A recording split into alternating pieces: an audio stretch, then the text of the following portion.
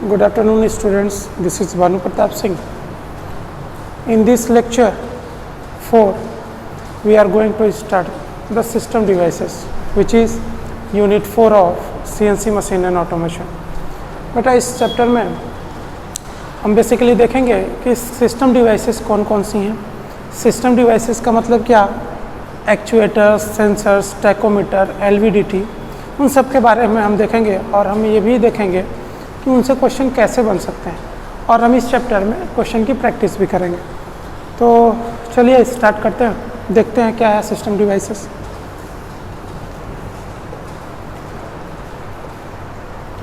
तो सबसे पहला टर्म आता है एक्चुएटर्स का. नाम से ही स्पष्ट है, which perform the action by given input with the air, fluid और एनी अदर मीडियम. मतलब कि actuators are devices used to produce action और मोशन.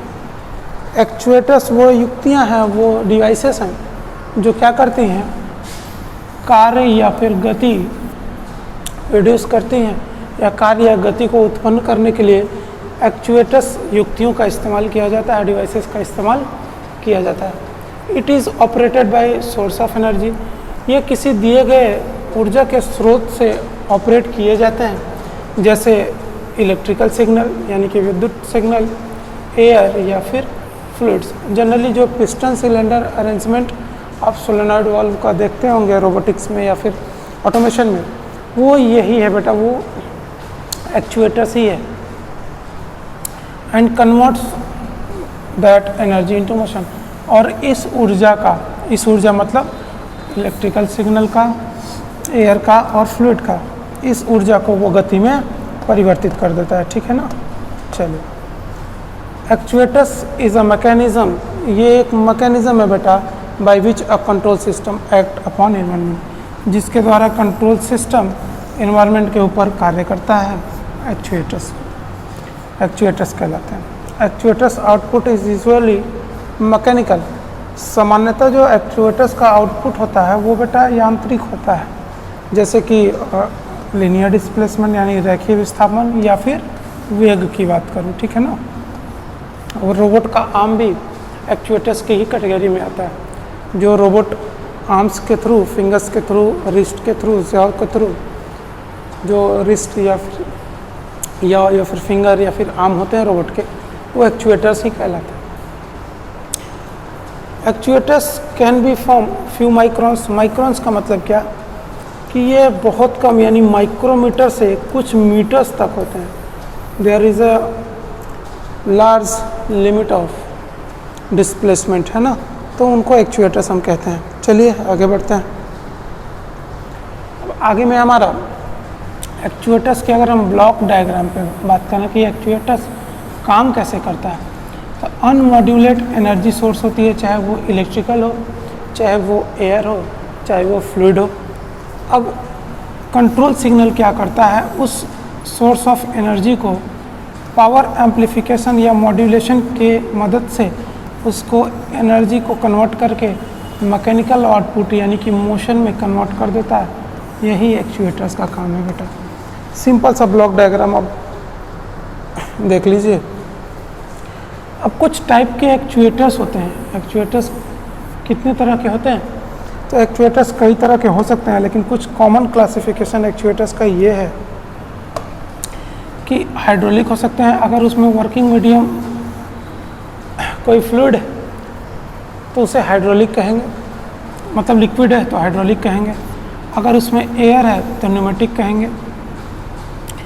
अगर उसमें मैकेनिकल कोई यांत्रिक मैकेनिज्म है तो उसको मैकेनिकल एक्चुएटर्स कहेंगे.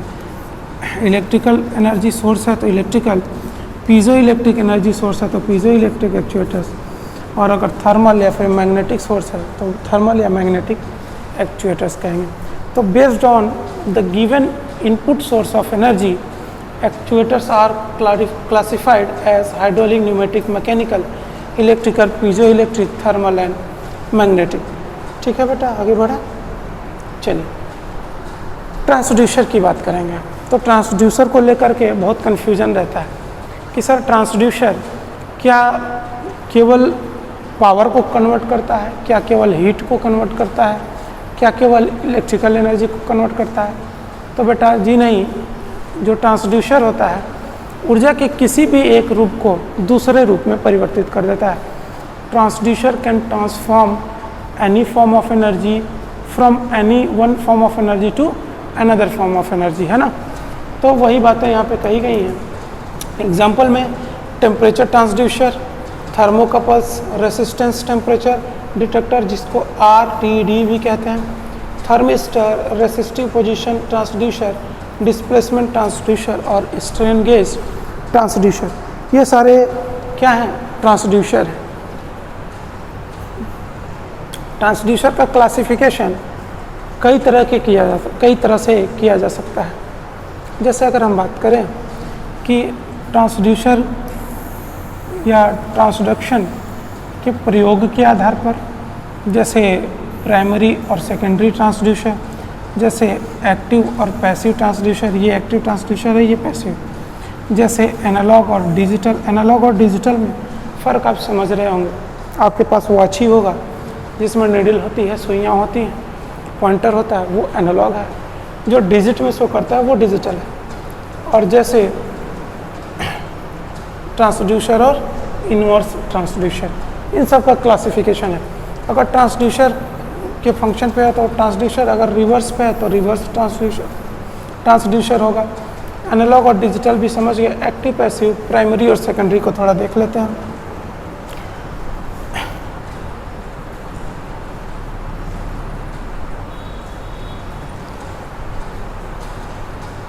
ठीक है ना बेटा, एक सेकंड, मुझे 1 मिनट का समय दीजिए बस।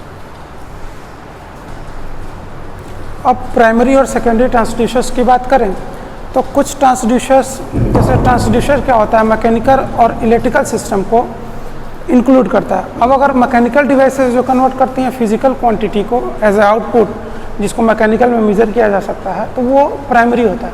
मैकेनिकल मतलब कि फिजिकल क्वांटिटी को physical quantity as a input होगा उस ट्रांसड्यूसर में, और आउटपुट एक मैकेनिकल क्वांटिटी होगी। तो इस तरह के ट्रांसड्यूसर प्राइमरी होते हैं। जबकि सेकेंडरी में क्या होता है कि मैकेनिकल सिस्टम, यानी कि जो मैकेनिकल सिग्नल्स होता है वो एक इलेक्ट्रिकल सिग्नल्स में कन्वर्ट होता है, जिसको हम क्या कहते हैं, सेकेंडरी ट्रांसड्यूसर्स कहते हैं। अब बात कर लें कि अगर हम एक्टिव और पैसिव क्या होते हैं, तो बेटा एक्टिव ट्रांसड्यूसर्स में एनर्जी की ज़रूरत पड़ती है। जैसे कि अगर मैं बात करूं कि एक्टिव ट्रांसड्यूसर्स कौन कौन से हैं, तो जैसे स्ट्रेन गेजेस हो गए, पोटेंशियोमीटर्स हो गया, एक्टिव ट्रांसड्यूसर्स में आते हैं। जैसे active transducer extra source of energy की ज़रूरत पड़ती है, लेकिन पैसिव में इन्हें किसी भी एडिशनल सोर्स ऑफ एनर्जी की ज़रूरत नहीं पड़ती है। फॉर एग्जांपल थर्मोकपल या फिर फोटोवोल्टाइक कॉइल्स होते हैं। पीपीटीज़ में जब मेंशन करूंगा तो मैं एक्टिव और पैसिव, प्राइमरी और सेकेंडरी को दे दूंगा आपको, ठीक है, परेशान मत होइए। सेंसर्स की बात करें तो सेंसर क्या है? Sensor is a device that measures physical quantity. जो भौतिक मात्रा को मापता है वही सेंसर्स कहलाता है। और क्या करता है मापने के बाद? ये एक सिग्नल में बदल देता है, जिसे ऑब्जर्वर के द्वारा पढ़ लिया जाता है या फिर किसी इंस्ट्रूमेंट के द्वारा पढ़ लिया जाता है। तो सेंसर्स एक फिजिकल क्वांटिटी को मेज़र करता है। फिजिकल फिनोमेना या क्वांटिटी होती है, सेंसर सिस्टम होता है, और ये मेज़र करके आउटपुट दे देता है। जैसे एक थर्मोकपल होता है, क्या करता है? टेम्परेचर को वोल्टेज में कन्वर्ट कर देता है ना, जिसे वोल्टमीटर द्वारा पढ़ लिया जाता है। तो कहीं ना कहीं थर्मोकपल भी क्या है? सेंसर है। एक्यूरेसी के लिए सारे सेंसर्स को हम एक स्टैंडर्ड होता है उससे तुलना या उससे कैलिब्रेशन करते रहते हैं, ताकि जो हमारा सेंसर्स है उसमें कोई प्रॉब्लम या फिर कोई एरर ना है। सेंसर्स में बहुत सारे हैं, जैसे टेम्परेचर है, लाइट है, फोर्स है, डिस्प्लेसमेंट है, मोशन है, साउंड। डिफरेंट एप्लीकेशन के आधार पर, प्रयोग के आधार पर सेंसर बांटा गया है। जैसे अगर वो टेम्परेचर को सेंस करता है तो वो टेम्परेचर सेंसर, लाइट को तो लाइट सेंसर, फोर्स को तो फोर्स सेंसर, डिस्प्लेसमेंट यानी कि दूरी मापता है तो डिस्प्लेसमेंट सेंसर, स्पीड को बताता है या फिर कोई मोशन को डिटेक्ट करता है मोशन सेंसर, साउंड को अगर डिटेक्ट करे तो साउंड सेंसर। ये सारे सेंसर के क्लासिफिकेशन है जो हम एप्लीकेशंस के आधार पर क्लासिफाई कर दिए हैं। अब अगर हम बात करें बेटा कि मैकेनिकल टैकोमीटर क्या है, तो कुछ नहीं है। मैकेनिकल टैकोमीटर एंगुलर वेलोसिटी यानी कि सिंपल वर्ड में कहूँ तो ये स्पीड को मापता है। A tachometer is an instrument which measure directly the angular velocity of a rotating shaft. किसी एक घुमाऊ शाफ्ट की कोणीय वेग को मापता है सीधे, है ना, टैकोमीटर। दो मासेस होते हैं, लीफ स्प्रिंग पे लगे होते हैं। जब भी सेंट्रीफ्यूगल फोर्स, जब भी वो मूव करते हैं, रोटेट करता है शाफ्ट, उसका एक सिरा शाफ्ट से जुड़ा होता है। जब भी वो शाफ्ट रोटेट करेगा तो दोनों फ्लाई मास सेंट्रीफ्यूगल फोर्स के कारण दूर जाएंगे, जो क्या करेगा, टैकोमीटर एक आउटपुट सिग्नल देगा कि yes the speed of the rotating shaft is this much. ठीक है ना। चलिए, डिफरेंट टाइप क्या क्या है, तो मैकेनिकल टैकोमीटर है, इलेक्ट्रिकल टैकोमीटर है। मैकेनिकल में revolving, hand speed, tachoscope, centrifugal, resonance type में है। इलेक्ट्रिकल में एडी, टैको जनरेटर और कॉन्टैक्टलेस इलेक्ट्रिकल टैकोमीटर में मैग्नेटिक पिकअप या फोटो इलेक्ट्रिक या स्ट्रोबोस्कोप टाइप में है। ये हमें नहीं जानना, लेकिन मैंने क्लासिफिकेशन में बता दिया कि टाइप्स कितने हैं। आते हैं एलवीडीटी। क्वेश्चन पूछा था ना, क्वेश्चन बन सकता है कि पहला ट्रांसड्यूसर का काम क्या होता है। जैसा कि हम प्रैक्टिस कर चुके हैं, ट्रांसड्यूसर का काम क्या होता है बेटा, एक फॉर्म ऑफ एनर्जी को दूसरे फॉर्म ऑफ एनर्जी में कन्वर्ट करना है। ऊर्जा के एक प्रकार को ऊर्जा के दूसरे रूप में परिवर्तित करना ही ट्रांसड्यूसर का काम होता है। अब अगर हम बात करें एलवीडीटी का फुल फॉर्म, दूसरा क्वेश्चन बन सकता है कि what is the full form of LVDT, linear variable differential transformer.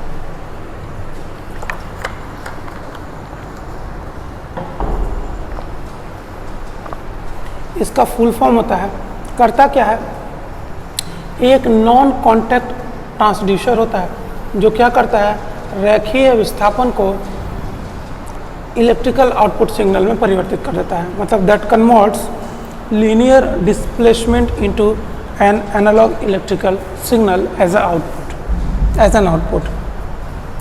LVDT में क्या होता है, प्राइमरी ट्रांसफार्मर कॉइल्स होती है जो क्या होती है, नॉन मैग्नेटिक सिलेंड्रिकल कॉइल के ऊपर लपेटी होती है, वाइंड की होती है।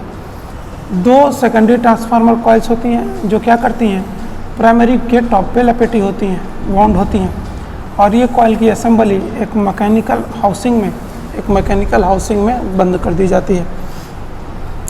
जो दूसरे कंपोनेंट होते हैं वो होता है फेरोमैग्नेटिक कोर, जो क्या कर सकता है, कोर क्या होता है, कॉइल के अंदर क्या होता है, मूव होता है। एलवीडीटी का काम क्या होता है, सिंपल बेटा, रेखीय विस्थापन को एक सिग्नल के रूप में बता देना। ज़्यादातर एलवीडीटी का इस्तेमाल हम थिकनेस के मेजरमेंट के लिए करते हैं। कौन सा ऑब्जेक्ट की थिकनेस कितनी है, वो ये एलवीडीटी यानी कि linear variable differential transformer measure करके आउटपुट सिग्नल में कन्वर्ट करके बता देता है। यही है इसमें बेसिक सा प्रिंसिपल है। एसी इनपुट है, बेसिकली जो डिफरेंस होता है वो एलवीडीटी का वो होता है E naught is equal to output जो होता है ES1 माइनस ES2। ES1 क्या है, induced voltage in the secondary winding, और ES2 क्या है, induced voltage in the secondary winding S2 और S1। ठीक है ना, मतलब S1 और S2 यही है। और जो मैग्नीट्यूड वोल्टेज का डिपेंड करता है वो किस पे डिपेंड करता है, आयरन कोर की स्थिति पे, जो क्या होता है, कोर के कॉइल के सेंटर पे लगा होता है। ठीक, तो एलवीडीटी से इतने क्वेश्चन बन सकते हैं, या फिर उसका जो ब्रीफ इंट्रोडक्शन था वो हमने दे दिया। अब बात करते हैं ऑप्टो इंटरप्टर्स। ऑप्टो इंटरप्टर्स क्या है बेटा, an opto interrupter is like a tiny trip line. एक बहुत पतली ट्रिप लाइन होती है, या बहुत पतली ट्रिप लाइन की तरह होती है। जब भी कभी इमीटर के बीच सॉलिड पास होती है और जो रिसीवर होता है वो इस परिवर्तन को डिटेक्ट कर लेता है और डिजिटल आउटपुट में परिवर्तित कर देता है ना। अब these are great for making very low cost rotary encoders and optical end stops. और कह रहा है कि ये very low cost rotary encoders और ऑप्टिकल एंड स्टॉप्स में मदद करती है। मतलब उनकी जो मैन्युफैक्चरिंग है वो बहुत कम आती है, लो कॉस्ट होती है। ये ऑप्टो इंटरप्टर्स का आप देख सकते हैं। ठीक है, चलिए अगला टर्म है पोटेंशियोमीटर।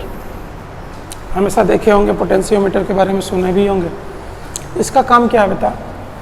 तो ये एक्यूरेट मेजरमेंट करता है पोटेंशियल डिफरेंसेस का, मतलब ये वोल्टेज का मेजरमेंट करता है, करंट और रेसिस्टेंस का भी मेजरमेंट करता है। तो पोटेंशियोमीटर के बारे में अगर पूछे, क्वेश्चन बन सकता है, potentiometer is use to measure. Potentiometer का इस्तेमाल क्या मापने के लिए करते हैं? तो पहला ऑप्शन पोटेंशियोमीटर डिफरेंसेस, दूसरा करंट और तीसरा रेसिस्टेंस, चौथा ऑल। तो हम क्या कहेंगे? चारों ऑप्शन सही है, मतलब वो पोटेंशियल डिफरेंस, करंट और रेसिस्टेंस, यानी कि विभवांतर, करंट धारा, और रेसिस्टेंस यानी कि प्रतिरोधों को भी, रेसिस्टेंस को भी मापता है। तो कह रहा है it consist of 10 meter long uniform wire of manganese. ये मैंगनीज है बेटा, मैंगनीज नहीं, मैंगनीज है, या कॉन्स्टेंटन का है, जिसे पैरेलल एक समांतर पंक्ति में खींच दिया जाता है वुडन बोर्ड के ऊपर। कह रहा है कि ये 10 मीटर लंबी एक समान तार होती है जो मैंगनीज या कॉन्स्टेंटन की बनी होती है, जिसे एक समांतर कॉलम में 1 मीटर लंबाई के लकड़ी के बोर्ड पर खींच दिया जाता है।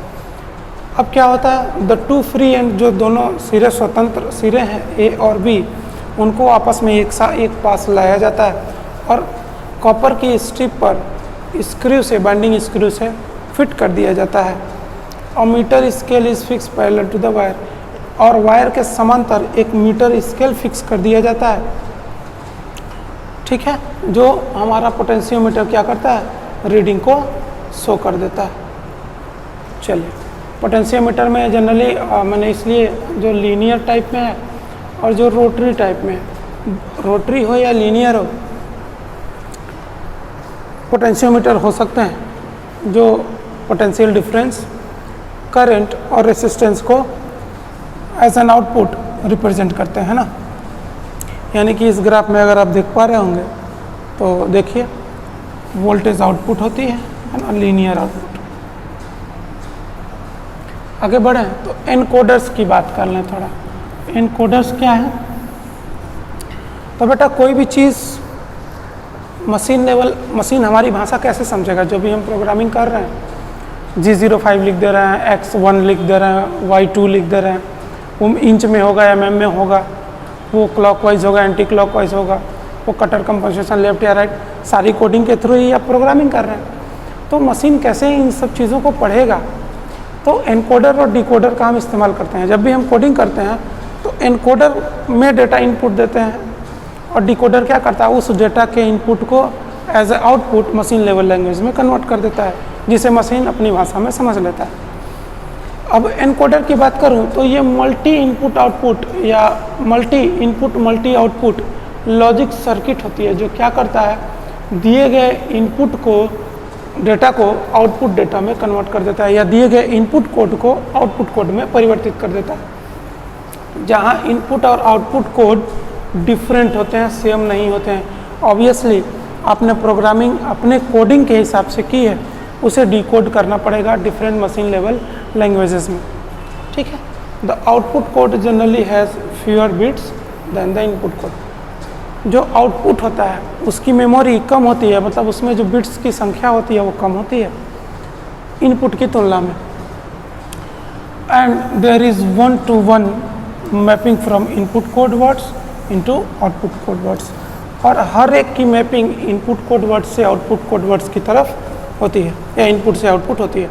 अब जैसे आप देख पा रहे होंगे, इनपुट कोड वर्ड है, इनेबल्स इनपुट है, इसकी मैपिंग करके एनकोडर आउटपुट कोड वर्ड दे देता है। मतलब इनपुट में जो बिट की संख्या है, बिट्स क्या है बेटा, स्मॉलेस्ट यूनिट ऑफ मेमोरी है ना, और 1 बाइट इज इक्वल टू, जैसा कि हमेशा बता रहा हूँ, 1 byte is equal to 8 bit.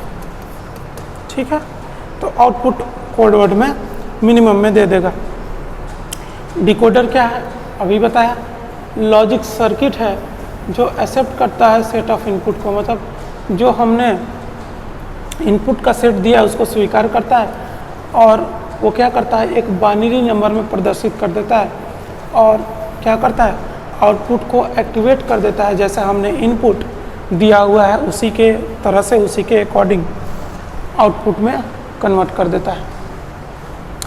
दूसरे शब्दों में कहूँ तो डिकोडर एक सर्किट लुक होता है, जैसा इनपुट होता है वैसे ही बाइनरी नंबर में वो क्या करता है, आउटपुट को शो कर देता है, जो एक समय पे इनपुट दिए गए इनपुट के आधार पर ही आउटपुट को रिप्रेजेंट करता है। बाकी सारे आउटपुट्स को क्या करता है, इनएक्टिव रखता है उस टाइम पे। ठीक है, आते हैं एक्सिस ड्राइव्स के ऊपर। आप लोगों को लगा था अक्सर पढ़ाएंगे नहीं, है ना?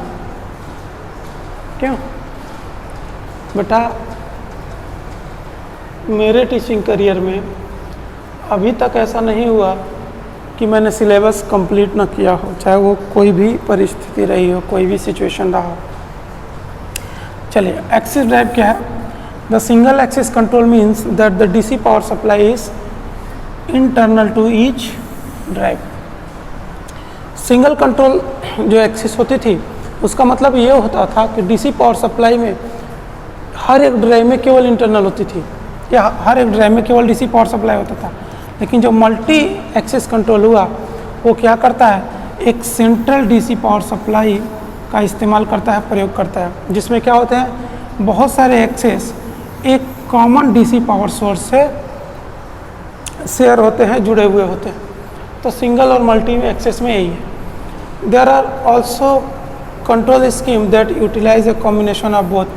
ऐसे बहुत सारे डिवाइसेस हैं या कंट्रोल स्कीम्स हैं जो क्या करती हैं, सिंगल सिस्टम और मल्टी एक्सिस कंट्रोल सिस्टम का इस्तेमाल, मतलब कंबाइन इस्तेमाल करती हैं।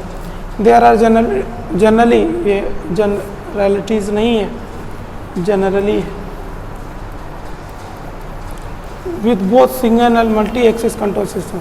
और ज़्यादातर ये सामान्यतः क्या है, सिंगल और मल्टी दोनों होती हैं। Last topic, open loop control system और क्लोज्ड लूप कंट्रोल सिस्टम। बेटा, ओपन लूप कंट्रोल सिस्टम और क्लोज्ड लूप कंट्रोल सिस्टम क्या है? बस एक माइनर सा फ़र्क है। ओपन में फीडबैक डिवाइसेस नहीं होंगी, जो एक हार्डवेयर का काम करता है। फीडबैक डिवाइसेस क्या है, एक हार्डवेयर ही। मशीन कंट्रोल यूनिट भी क्या है, एक हार्डवेयर ही है। तो ओपन कंट्रोल लूप सिस्टम में फीडबैक डिवाइसेस नहीं होती हैं, जबकि क्लोज्ड लूप कंट्रोल सिस्टम में फीडबैक डिवाइसेस होती हैं। तो अगर ओपन कंट्रोल लूप सिस्टम की बात करें तो a control system that has no means of comparing the output with the input for control purposes. Control करने के उद्देश्य से दिए गए इनपुट से आउटपुट की तुलना नहीं हो पाती है, उस सिस्टम को हम क्या कहते हैं, ओपन लूप कंट्रोल सिस्टम। अब फीडबैक है ही नहीं, मतलब ये समझिए, ये इनपुट हमने कुछ दिया ऑपरेशन के लिए, कंट्रोलर ने क्या किया, उस इनपुट के डेटा को ट्रांसफॉर्म कर दिया प्रोसेस में। प्रोसेस के बाद वो क्या हो गया, आउटपुट मिल गया। लेकिन आपने जो कोडिंग की है, मान लेते हैं आपने मार्कर बनाने की कोडिंग की थी, अब वो मार्कर ना बन करके मार्कर का साइज़ आपने दिया था डायमीटर 25 mm, अब वो 25 ना होकर के 25.5 हो गया, या एरर से 26 हो गया। अब आपने मास प्रोडक्शन या बैच प्रोडक्शन में लगा रखा है, सारे के सारे प्रोडक्ट की डायमेंशनिंग चेंज हो रही है। नॉट ओनली द डायमेंशन, ऐसे बहुत सारे पैरामीटर हैं जिसे हम कोडिंग करके कंट्रोल करते हैं प्रोग्राम के थ्रू। अब कोई फीडबैक डिवाइस तो हो कि आउटपुट कैसा है वो हमें कंट्रोल सिस्टम को बता सके, और कंट्रोल सिस्टम फिर से चेंजिंग कर सके ताकि इनपुट के अकॉर्डिंग आउटपुट मिल सके। मतलब इनपुट और आउटपुट में जो कंपैरिजन दे सके कि yes the output is according to the input, yes हाँ कि आउटपुट इनपुट की तरह ही है, सिमिलैरिटीज़ है, ऐसा कोई ओपन लूप कंट्रोल सिस्टम में नहीं होता। और यही चीज़ें कंट्रोल लूप सिस्टम में होती हैं। जो आउटपुट होता है वो मेज़रमेंट करके ये सिग्नल ट्रांसमिट करता है कंट्रोलर को, जो भी एरर है उसको फिर से एलिमिनेट करके कंट्रोलर प्रोसेसिंग में लगाता है। मतलब कि फीडबैक डिवाइसेस हैं। A closed loop control system utilises an additional signal that measure the actual output. Output क्या है उसको एक्चुअली में मेज़र करके इनपुट से कंपेयर करके अगर डिफर है तो फिर से फीडबैक सिग्नल भेजेगा कंट्रोल यूनिट को कि the operation is not going well, there is some problem with the output according to the given input. और प्रक्रिया दिए गए इनपुट की तरह नहीं हो रही है, वो सिग्नल क्या करता है, कंट्रोल यूनिट को जाता है। कंट्रोल यूनिट कंपेयर कर लेता है, या जो फीडबैक डिवाइसेस हैं कंपेयर कर लेती हैं इनपुट और आउटपुट से। अगर डिफर है तो ये फीडबैक सिग्नल देती हैं कंट्रोल यूनिट को द की ऑपरेशन इनपुट की तुलना में भिन्न हो रहा है, मतलब जो आउटपुट है वो इनपुट की तुलना में डिफरेंट है, भिन्न है। ऑपरेशन या फिर प्रोग्रामिंग या फिर कोडिंग को चेंज करने की ज़रूरत है।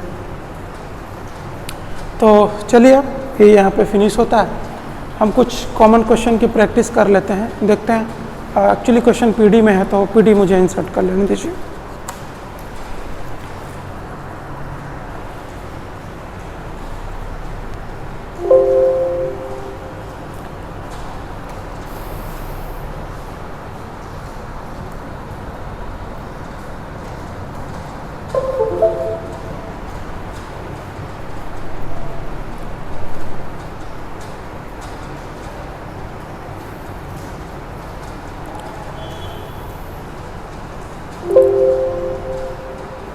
चलिए क्वेश्चन की प्रैक्टिस कर लेते हैं। तो बेटा जो कल यानी कि प्रीवियस लेक्चर्स में है, कल क्या मॉर्निंग में ही लिया, तो प्रीवियस लेक्चर्स के क्वेश्चन यानी यूनिट 3 और यूनिट 4 दोनों इसमें होंगे, ठीक है ना। तो परेशान होने की ज़रूरत नहीं है, क्वेश्चन रैंडम हो सकते हैं इधर उधर, बट आपको तो प्रैक्टिस करना है, आप प्रैक्टिस करिए हमारे साथ। चलिए कह रहा स्टैंडर्ड पंच टेप इज, कह रहा है एक मानक पंच टेप की होती है, वो कितने mm की होती है, कितने mm चौड़ी होती है। तो बेटा वो होती है 25 mm चौड़ी होती है पंच टेप की। नेक्स्ट क्वेश्चन की बात करें, पढ़िए। विच of the following is not types of NC, इनमें से कौन सा एनसी प्रोग्राम रीडर, इनमें से कौन सा न्यूमेरिकल कंट्रोल प्रोग्राम रीडर नहीं है,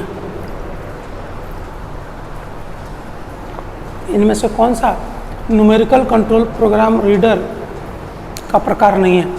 तो बेटा आप जानते हैं कार्ड रीडर भी है, पंच टेप रीडर भी है, मैकेनिकल टेप रीडर भी है, लेकिन जो लेज़र टेप रीडर है वो एनसी प्रोग्राम रीडर का प्रकार नहीं है।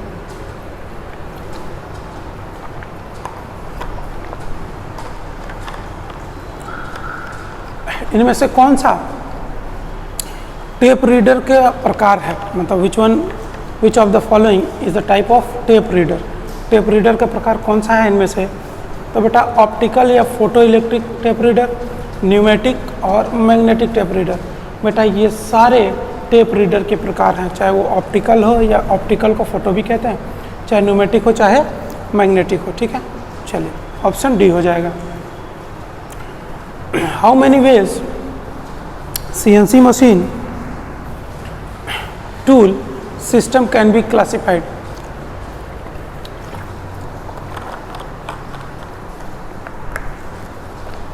CNC मशीन टूल सिस्टम को कितने तरह से हम परिभाषित कर सकते हैं, वही पूछा है। तो बेटा 3 तरह से क्लासिफाई कर सकते हैं ना, बताया था। पहला based on setting of cutting tool, cutting tool की सेटिंग के आधार पर, जैसे प्री सेट है, क्वालिफाइड है या सेमी क्वालिफाइड है। दूसरा क्या बताया था हमने, based on the cutting tool construction के आधार पे, जैसे सॉलिड है, ब्रेस्ड है या इंसर्टेड है। तीसरा क्या बताया था, based on material used, HSS है, हाई स्पीड स्टील है, HCS है, हाई कार्बन स्टील है ना, सीमेंटेड कार्बाइड है, बोरॉन नाइट्राइड है। तो वो सब 3 तरह के क्लासिफिकेशन हमने बताए थे, जिसमें एक मशीन टूल क्लासिफाई हो सकता है। देख लिए, आगे बढ़ा।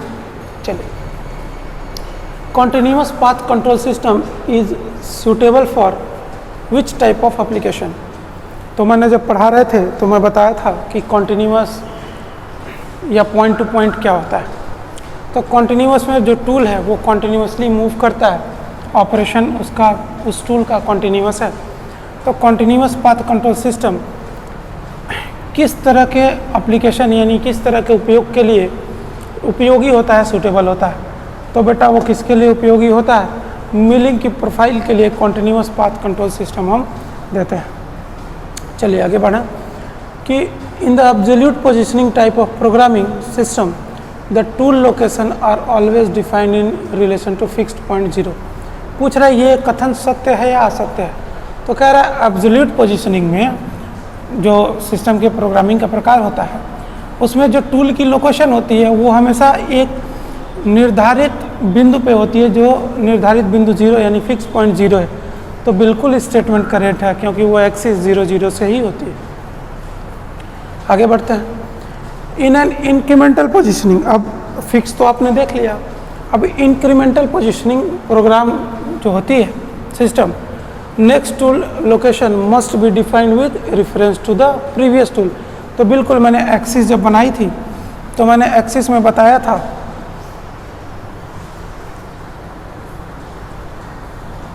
टूल ले लिया जाए।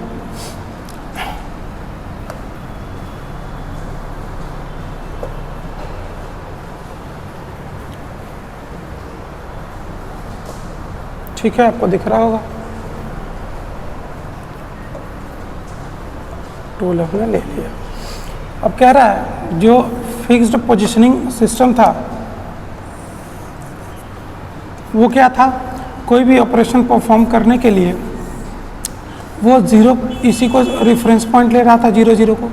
लेकिन जो इंक्रीमेंटल था, मान लीजिए हमने पहला ड्रिल यहाँ कर दिया, दूसरा यहाँ करना था, तो पहला वाला ये एक्सिस है एक्स और वाई में और दूसरा वाला ये है एक्स और वाई में। तो ये कह रहा है कि इंक्रीमेंटल में जो दूसरा पॉइंट है वो पहले वाले को अब रेफरेंस मानता है। तो जी हाँ, बिल्कुल स्टेटमेंट सही है कि जो इंक्रीमेंटल में है जो सेकंड पॉइंट था वो पहले वाले को रेफरेंस लेता था, यानी कि क्या होगा? करेक्ट होगा। चलिए आगे बढ़ते हैं। इन CNC system multiple micro processor and programmable logic controller work. कह रहा है कंप्यूटर न्यूमेरिकल कंट्रोल निकाय में बहुत सारे प्रोसेसर यानी कि मल्टीपल प्रोसेसर और प्रोग्रामेबल लॉजिक कंट्रोलर यानी कि पीएलसी क्या काम करते हैं?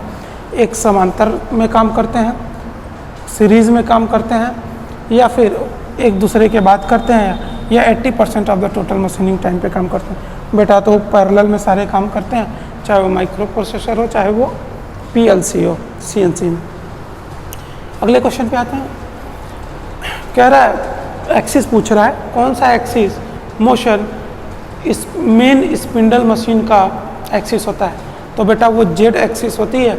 जो क्या होती है? Z axis of motion is always the axis of the main spindle of the machine. Due to the higher cutting speed, अत्यधिक कटिंग स्पीड होने से, और feed and feeds in CNC machines, computer numerical control machine में ज़्यादा cutting speed और ज़्यादा feed होने से कौन से बल उत्पन्न होते हैं मशीनिंग प्रक्रिया के समय?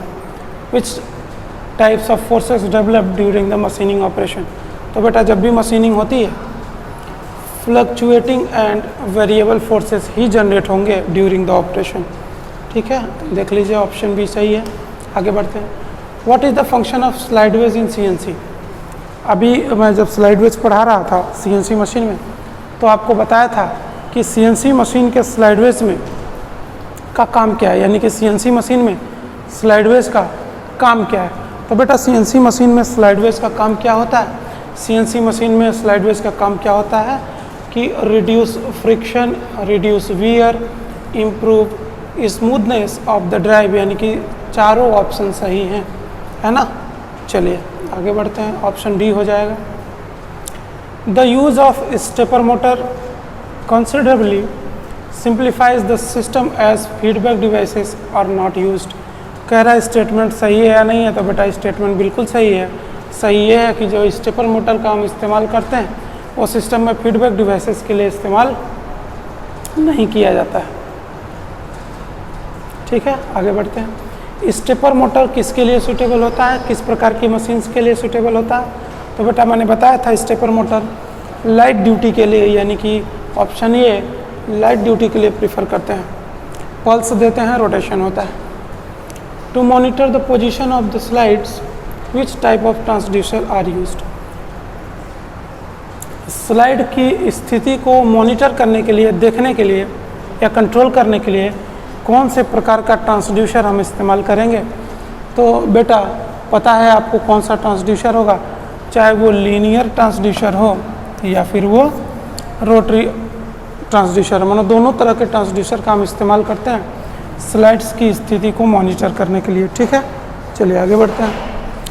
अब यहाँ से कंप्यूटर न्यूमेरिकल कंट्रोल प्रोग्रामिंग हो जाती है, यानी कि पार्ट प्रोग्रामिंग। अब इस चैप्टर में यहाँ से पार्ट प्रोग्रामिंग के कुछ क्वेश्चंस हैं। तो ज़्यादातर क्वेश्चन बेटा मैंने हमेशा पिछले भी लेक्चर्स में मैं कहा था, या हमेशा मैं कह रहा हूँ कि ज़्यादातर जो क्वेश्चंस हैं computer numerical control machine and automation के, वो पार्ट प्रोग्रामिंग से होंगे। और पार्ट प्रोग्रामिंग भी सिंपल सा क्वेश्चन पूछेगा जी कोड और एम कोड से। तो क्वेश्चन देखते हैं 45, मतलब ये सीरियल नंबर 15 होगा। G codes are also known as, G code को हम क्या कहते हैं? तो पिछले लेक्चर्स में बताया क्या कहते हैं, प्रीपरेटरी कोड्स कहते हैं, यानी कि ऑप्शन ए सही हो जाएगा, प्रीपरेटरी कोड्स कहते हैं। नेक्स्ट क्वेश्चन पे आते हैं कि एम कोड्स को क्या कहते हैं। तो मैं क्या बताया था एम कोड्स के बारे में कि एम कोड्स को मिसलेनियस कोड भी कहते हैं, यानी कि आपका ऑप्शन क्या हो जाएगा, डी हो जाएगा। आगे बढ़ते हैं, which is not the type of part programming format. अभी मैं पार्ट प्रोग्रामिंग फॉर्मेट जब पढ़ा रहा था तो आपको 4 तरह के बताया था पिछले लेक्चर्स में। तो पूछा है इनमें से कौन सा नहीं है। तो बेटा उसमें हमारा फिक्स्ड ब्लॉक फॉर्मेट भी था, टैब सीक्वेंशियल फॉर्मेट भी था, वर्ड एड्रेस फॉर्मेट भी था, लेकिन कहीं वेरिएबल ब्लॉक फॉर्मेट नहीं था, ब्लॉक फॉर्मेट एड्रेस था या ब्लॉक फॉर्मेट था। तो ये ऑप्शन गलत हो जाएगा, यानी कि हमारा जो पूछा है कि कौन सा नहीं है, तो बी ऑप्शन नहीं है, यानी कि वेरिएबल ब्लॉक फॉर्मेट नहीं है। चलिए आगे बढ़ते हैं। Which of the following code will give rapid linear movement. अभी हम पढ़ रहे थे जब जी कोड, तो उसमें हमने क्या कहा था कि जो G00 कोड होता है वो क्या करता है, लीनियर मूवमेंट देता है, लीनियर इंटरपोलेशन के लिए इस्तेमाल करते हैं। तो ऑप्शन हमारा क्या हो जाएगा बेटा, option A G00। Which of the following code will give linear interpolation movement, same question.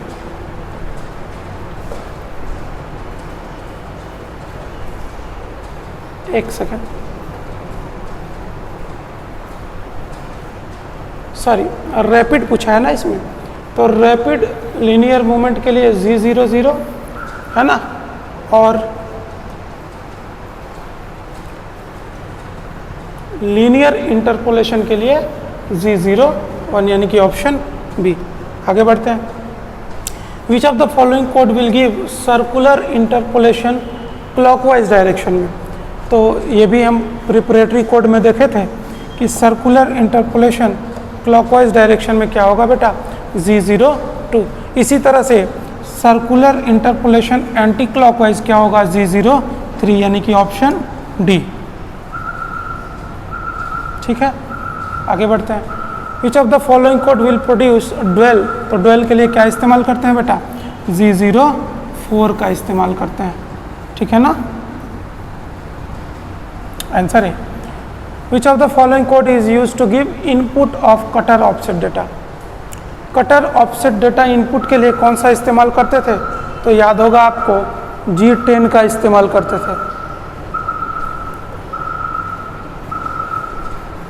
G10 का इस्तेमाल करते थे, ऑप्शन सी हो जाएगा। ठीक है, आगे बढ़ते हैं। Which of the following code is use to select the XY plane in milling. अब XY YZ और XZ प्लेन का इस्तेमाल करते हैं। तो पूछा है XY के लिए कौन सा होगा। तो बेटा 3 तरह के थे, G17 XY के लिए था, और वही क्वेश्चन रिपीटेड है, यानी कि क्या XZ के लिए क्या होगा, G18, और आगे YZ के लिए क्या हो जाएगा, G19। तो 17, 18 और 19 ये याद रखिएगा। आगे बढ़ते हैं। Which of the following code will change specified input values in millimetres. Basically वो पूछ रहा है कि मिलीमीटर्स अगर हमें रिप्रेजेंट करना हो तो कौन सा कोड था, G21 था, और इंचेस भी थे, आपको याद होगा। तो इंचेस के लिए क्या होगा,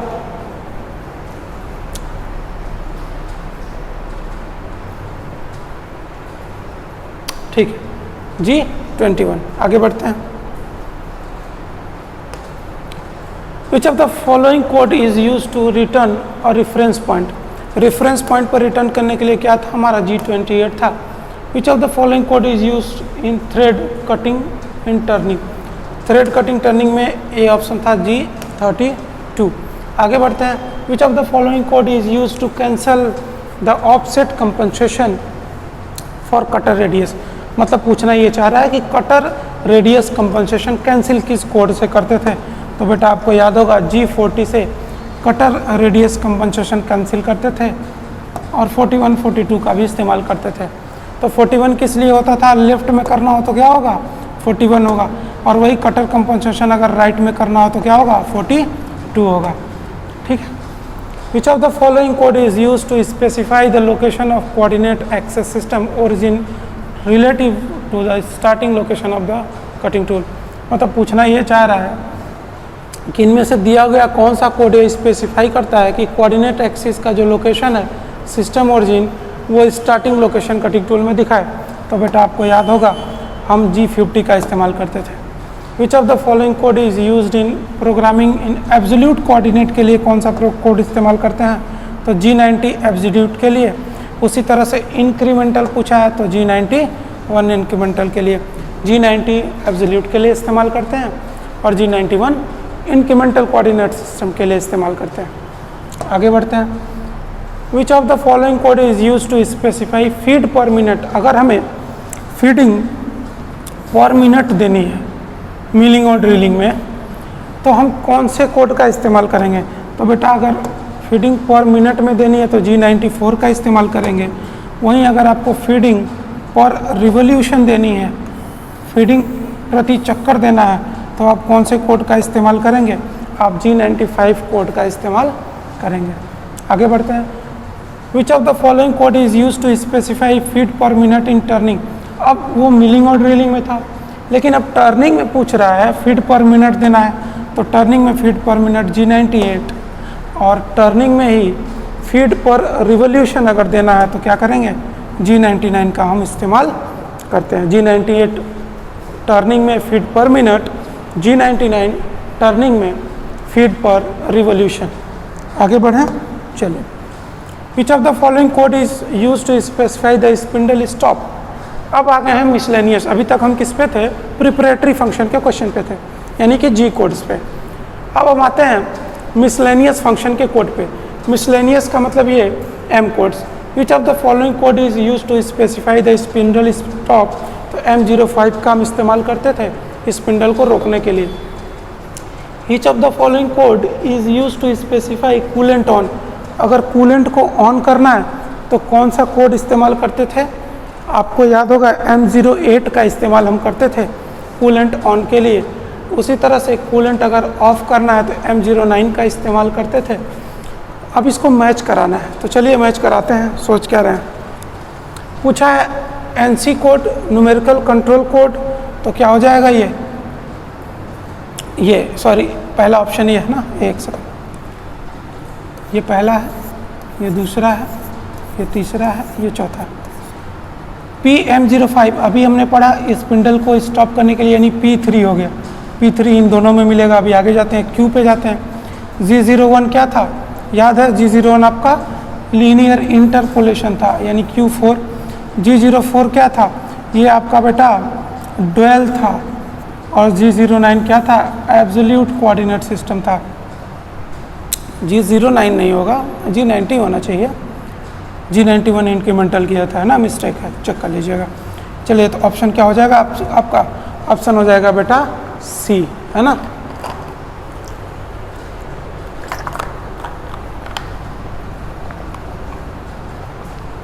कुछ प्रोग्राम दिया हुआ है, देख के बेहोश हो गए होंगे।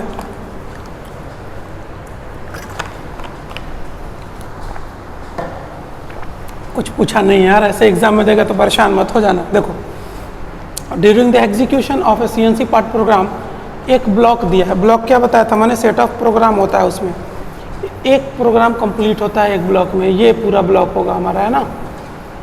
तो ब्लॉक दिया हुआ है, पूछा है the type of tool motion इसमें टूल मोशन किस प्रकार का है, जो टूल की गति है वो किस प्रकार की है, तो बेटा कोडिंग से जानेंगे हम। इसमें प्रिपरेटरी कोड देख लो, G02 है ना, तो G02 किसके लिए हम इस्तेमाल करते थे बेटा, G02 हम सर्कुलर इंटरपोलेशन क्लॉकवाइज के लिए इस्तेमाल करते थे। सिंपल प्रोग्राम देगा, आपको परेशान नहीं होना है ब्लॉक से। अगला question, in an NC machining operation the tool has to be move from point इतने से इतने तक मूवमेंट करनी है अलॉन्ग अ सर्कुलर पाथ। अब ये भी दिया है सर्कुलर पाथ, तो सर्कुलर पाथ के लिए वो क्लॉकवाइज या एंटी क्लॉकवाइज है, ये भी आपको देखना है। कोड कौन सा हम इस्तेमाल करेंगे, at 5-2 before starting the operation the tool is 5-4। तो करेक्ट ऑप्शन जी के लिए, कोड के लिए कौन सा होगा, तो बेटा जी कोड के लिए आपका ये ऑप्शन हो जाएगा। क्यों, क्योंकि G02 का हम इस्तेमाल करते हैं किसके लिए, सर्कुलर पाथ के लिए। बस एक आप की पॉइंट पकड़िए और क्वेश्चन सॉल्व हो जाएगा। आगे बढ़ते हैं। The tool of an, same question है, पूछा है इसमें, सेम नहीं है क्वेश्चन का फॉर्मेट वही है। पूछा विच one of the following numerical control tool path command perform the above mention operation. अब इनको इसकी प्रोग्रामिंग करानी है, तो टूल क्या हो रहा है, मूव कर रहा है यहाँ से यहाँ तक, सर्कुलर आर्क बना रहा है। कोडिंग आपकी सॉल्व हो गई, यानी कि क्या हो जाएगा G02, एक सेकंड, ये हो जाएगा।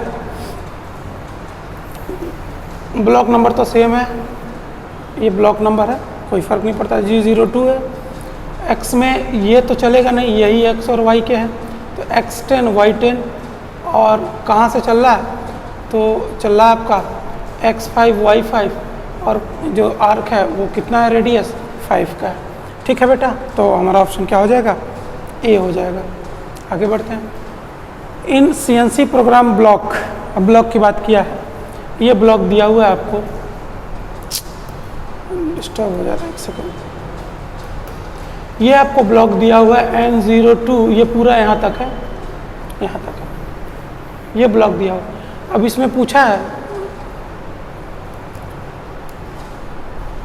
ये ब्लॉक आपका दिया हुआ है, यहाँ से लगाए यहाँ तक। अब इसमें पूछा है जो G02 है और G91 है किसके लिए इस्तेमाल करते हैं, तो कितनी बार पूछोगे G02 और G91 को, तो G02 किसके लिए इस्तेमाल करते हैं बेटा, circular interpolation in clockwise direction, circular interpolation in clockwise direction, और G91 किसके लिए, इंक्रीमेंटल डायमेंशनिंग के लिए। उस क्वेश्चन में सही कर लेना बेटा, एब्सोल्यूट कोऑर्डिनेट सिस्टम के लिए G90 था, इंक्रीमेंटल किसके लिए, 91 के लिए। तो G02 किसके लिए, सर्कुलर इंटरपोलेशन क्लॉकवाइज के लिए, और G91 किसके लिए, इंक्रीमेंटल डायमेंशनिंग के लिए। आगे बढ़ें, चलिए। In which one of the following machining only manual part programming is done. तो manual part sorry manual part programming केवल और केवल न्यूमेरिकल कंट्रोल में होती है, जबकि CNC और DNC और FMS यानी कि फ्लेक्सिबल मैन्युफैक्चरिंग सिस्टम में या मशीनिंग में, फ्लेक्सिबल मैन्युफैक्चरिंग सिस्टम मशीनिंग में सब जगह मैनुअल पार्ट प्रोग्रामिंग नहीं होती है, केवल और केवल किस में होती है, न्यूमेरिकल कंट्रोल में होती है। यानी कि ऑप्शन क्या हो जाएगा, ऑप्शन बी हो जाएगा।